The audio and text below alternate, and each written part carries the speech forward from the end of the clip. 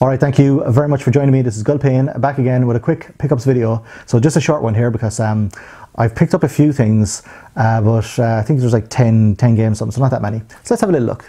Alright, so first up is a Switch RPG. I was looking for a manual. I don't know why I keep looking for a manual, but a Switch RPG, and it is called The Longest 5 Minutes.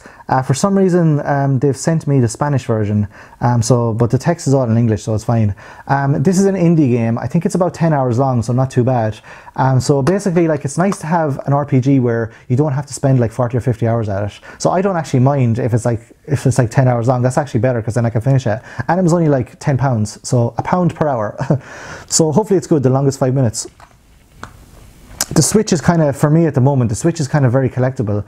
Like a lot of the games coming out, like the indie games and all that, or the games where you don't have, you know, it's not going to make the Switch like start smoking, you know, to play them. Like the simpler games, those are the games that I'm just trying to get at the moment. Another good one here is Capcom Classics Collection Remix for the PSP. Now this one I actually got with the other one, Capcom Classics Reloaded, and another couple of PSP games for the same seller. He or she, I don't know, had them all individually, and then it was like, you know, like buy it now or best offer, and of course I just offered like half, you know, what the game was worth, and for some reason they just took all the offers. So like the 4 PSP games, which would normally cost say like maybe 40 or 50 pounds, they ended up costing me like 18 pounds or something, so that's pretty good. So this one has a few games that I wanted to play on it, like Final Fight, Mega Twins, Magic Sword is a good one as well. I think that's the good one. There's a few good ones on it anyway, so it's nice to have it. And again, like, you know, only a few pounds, like, so why not? Next up is, my girlfriend actually bought this, but it's in my PlayStation collection. It's you can tell because I would have taken the stickers off already. But it's a Crash Bandicoot Insane Trilogy. I would have got it for the Switch actually, but she wanted it for the PS4 because she likes the PS4 controller better. This is good. It's still difficult though. Crash Bandicoot is not an easy game, particularly if you're trying to get all of the, you know, all the things that you have to collect in it. If you're trying to get all them the first time around, I know it's probably easier, you know, completing the game and then getting them the second time around when you're actually better at it. But yeah, she's on the third game already, and she's like on the, I don't know, the third game where you have to pick the different islands and all that. So good game though. This one here, I haven't tried it yet. I got this a while ago because I love collecting, you know, the PSP RPGs, whether they're strategy RPGs, turn-based RPGs, or action RPGs, although the action RPGs aren't great. So this is Yggdra Union, or Yagdra Union Will Never Walk Alone. This was released on Game Boy Advance as well, and I'm going to try and get the Game Boy Advance version as well. I got this for something like £8 or £9 or something, like something ridiculously low, like. The PSP it's very cheap to collect for at the moment. I know you probably might be able to get it for, like, I got it for £1, you know, or $1. You could, but if you're getting them on eBay and stuff, and you know, you can't, like, I can't really go out at the moment to go out to different shops because of, you know, the old pandemic. So I don't know, I thought it was a pretty good price anyway. So this one is a strange one because you use a lot of characters. You use like little armies and stuff like that. So I don't know, I didn't try it yet. Because like some of these games where it takes a while to get into them, you need like a good hour or two, you know, to figure out the mechanics of the game before you actually start playing it. And kind of, I don't know, sometimes I like the games where you can just jump into them better. Speaking of jump into games, Songbird Symphony, I got this for, I think this was like £8 or something like that. Again, like, you know, this is just great. Like, I'm not spending that much on the games. Yeah, this one I actually got mixed up because I remember there was a limited run game with bugs in it.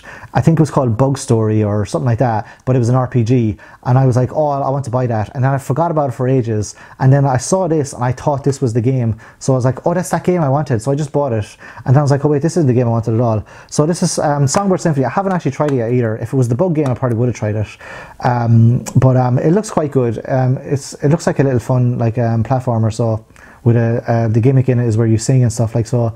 This one here was one I got on eBay as well, because this was a game I had when I was younger, and I really liked it, even though it's not great, to be honest. The graphics are okay. The fighting, the battles are like, they just take ages because they go through like You have to put in like different button combinations. It is a bit more complicated. It's kind of like Mario RPG where you have to like push the button at the right time. But the story was okay. The first game was really good. The guy on the PS1. So I think this was like £8. So I was like, I saw it for £8 and I was like, oh, I used to have that when I was younger. So I kind of want to have the games. I want to collect the games that I had when I was younger as well. So this is one of the ones I had when I was younger. So why not? This game here, Resident Evil 3, I played this to death. This is fantastic. I'm kind of glad I waited until I had time to play this as well, because I have, like, obviously I pick up a lot of games, but I had played Resident Evil 2 Remake, and I wanted to get this after I had completed that, like, you know, with the two characters and all, and then the different scenarios. So I waited and waited and waited, and then I got it when I had a week off work, and I just played it for the whole week. Obviously I did a little bit of work as well, but I played it for the whole week. It's excellent. I love Jill. I wish they just put more into it. Like the kind of the end of the game stuff. I like where you have to go back in the game and kind of kill like 100 zombies with a handgun and stuff like that. I really like that, but I wish they did something else, because the mercenary mode on Resident Evil 3 original was excellent, I thought, where you had to be like Nikolai, Carlos and Mikhail, and you had to, you know, you had to get to a certain area in a certain amount of time or something. That was excellent. So they didn't really put a lot of effort into this, I don't feel. It's still excellent though, because I love the game. You know, it doesn't take too long to finish. It's not difficult either, and the areas are very memorable. Like the Raccoon City is very, very memorable, and then the kind of the labs are very memorable as well. So just a fantastic game, Resident Evil 3. This one here, Enchanted Arms, it still has the seal on it. That'll tell you I haven't actually played it yet. So this is an Xbox 360 RPG. I think I've developed a lisp a while ago because my tongue's after expanding. So basically I want to get all of the PlayStation 3 RPGs and all of the Xbox 360 RPGs. I'm not going for a full set or anything, but I just want to get all the RPGs and all the point-and-click games, and then like all of the games that I kind of want to play as well for the 360. So this one, and there's another few RPGs I bought recently as well for the 360. I haven't played them, so I don't know what it's like. But I don't know, for the Xbox 360 it can't be too bad. Who made it?